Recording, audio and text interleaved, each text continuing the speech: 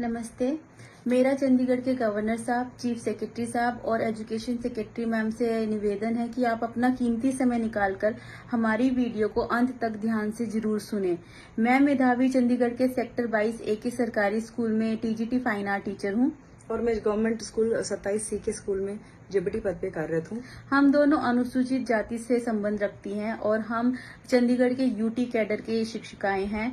अभी हाल में ही जो एक बहुत दुखदायक घटना हुई है, जातिगत उत्पीड़न और शोषण के कारण एक उच्च पद के अधिकारी श्री वाई पूरन जी का जो निधन हुआ है, हम आपका ध्यान दिलाना चाहते हैं कि ये घटना कोई पहली घटना नहीं है और शायद आखिरी भी नहीं है, क्योंकि हम चंडीगढ़ की सरकारी शिक्षिकाएं भी इसी तरह के जातिगत उत्पीड़न और शोषण का शिकार लंबे वर्षों से हो रहे हैं और अभी भी न्याय की राह में इधर उधर ठोकरें खा रहे हैं।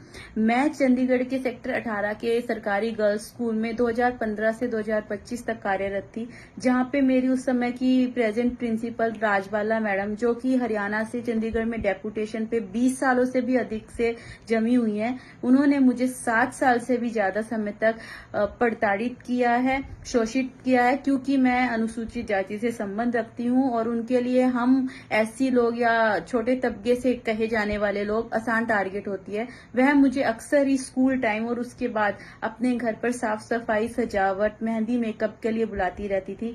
मुझे प्रोबेशन का डर दिखाया जाता था, नौकरी से निकालने की धमकियां दी जाती थी। मुझे अक्सर ही स्टाफ, बच्चों, पेरेंट्स के सामने गंदे भद्दे कमेंट्स के साथ जलील किया जाता था और अंत में जब उन्होंने सारी हदें पार कर दी, मुझे बहुत गंदी गंदी अनुसूचित जाति की गालियां दी गई और उन्होंने मुझे नौकरी से निकालने का पूरा एक प्रक्रिया जो है शुरू कर दी, फेक कागजी कार्रवाई। तब जब बात और पानी सर से ऊपर निकल गया और बात मेरे सुसाइड तक आ गई, तो मैंने अपने परिवार के सहयोग से मरने की बजाय लड़ने का रास्ता चुना। यकीन मानिए, बहुत ही हिम्मत लगती है मरने में भी और लड़ने में भी।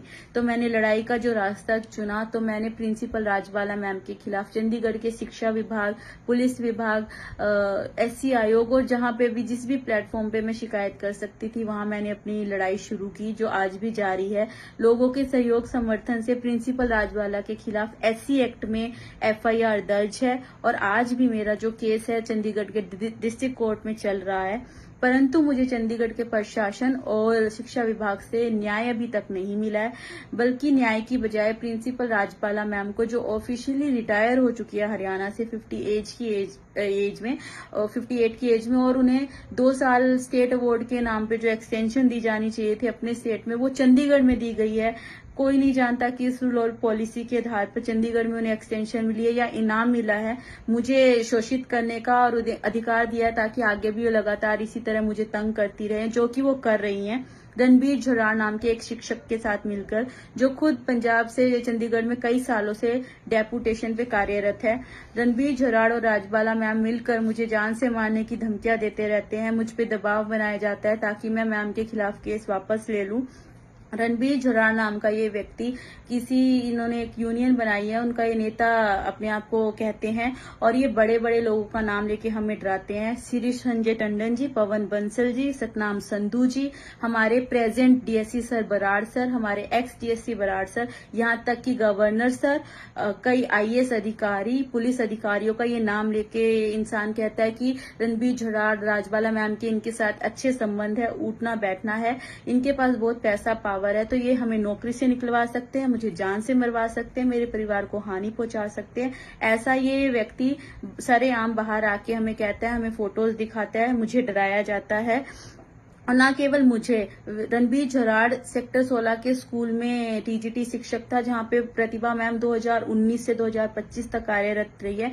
वहां पे ये प्रतिभा मैम को भी अनुसूचित जाति का होने के कारण लगातार प्रताड़ित करता रहा। इन्हें कभी नीच कह के, कभी अनुसूचित जाति के शब्दों से, कभी किसी तरह इनके काम में अड़चन लगाकर इन्हें तंग किया जाता रहा है। प्रतिभा मैम ने भी उनके खिलाफ बहुत सारी शिकायतें शिक्षा विभाग में दी है, जो अभी तक लंबित है और इन्हें न्याय नहीं मिला है। उनके समर्थन में जो हमारी वहाँ सेक्टर 16 की जो प्रिंसिपल है भवनीत कौर, उन्होंने उनके कहने पर मेरी ACR खराब करी, मेरा सारा रिकॉर्ड खराब किया, मेरी ट्रांसफर की गई। तो शिक्षा विभाग भी कहीं ना कहीं उनको इनडायरेक्टली उनको पूरा सपोर्ट कर रहा है। हमारा सिर्फ एक सवाल है कि क्या आप लोग हमारी मौत का इंतजार कर रहे हैं? क्या हमें भी न्याय मरने के बाद ही मिलेगा? क्योंकि या तो राजबाला और रणबीर जराड़ जैसे पावरफुल लोग हमें मरवा देंगे या फिर मरने पे मजबूर कर देंगे। और अगर हमें ऐसे में कुछ भी होता है तो उसके जिम्मेदार सिर्फ राजबाला मैडम और रणबीर जराड़ नहीं होंगे, बल्कि पूरा शिक्षा विभाग, पूरा चंडीगढ़ प्रशासन और पूरी भारत की न्याय प्रणाली होगी, जो हमें इंसाफ दिलाने में देरी कर रहे हैं। हमारी आपसे हाथ जोड़ के एक ही विनती है कि हमें जो इंसाफ है मौत से पहले दिया जाए। हमने जो भी अभी तक कहा है उस चीज के हमारे पास पूरे गवाह, साक्ष्य, प्रूफ सब कुछ है। हम ये बात लगातार कहते आ रहे हैं, आगे भी कहेंगे। हमारी लड़ाई जारी है, प्लीज हमें इंसाफ दिया जाए। धन्यवाद।